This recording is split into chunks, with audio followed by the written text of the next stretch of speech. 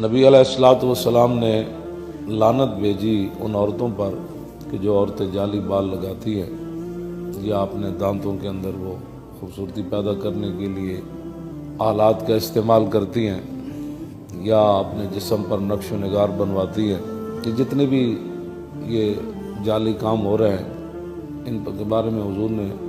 1400 سال پہلے فرمایا، نساء کاسیات عاریات ممیلات مائلات لا يدخلن الجنت ولا یجدن ریحا۔ حضور نے فرمایا ایک وقت آئے گا عورتوں نے کپڑے پہنے ہوں گی، ننگیاں ہوں گی، اور ممیلات مائلات، میری امت کو بے حیائی فحاشی کی طرف وہ مائل کریں گی اور خود بھی بے حیائی کی طرف مائل ہوں گی، لا يدخلن الجنت ولا یجدن ریحا۔ حضور نے فرمایا ایسی عورتیں نہ جنت میں داخل ہوں گی اور نہ جنت کی خوشبو سونگھ سکیں گی۔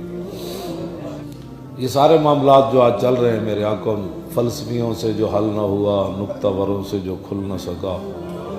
وہ کھول دیا کملی والے نے چند اشاروں میں۔ تو ام یعقوب ایک عورت تھی جو قرآن بڑا پڑھتی تھی، عبداللہ بن مسعود کے پاس چلی گئی، وہ کہنے لگی میں نے تو الحمد سے لے کر والناس تک قرآن پڑھا،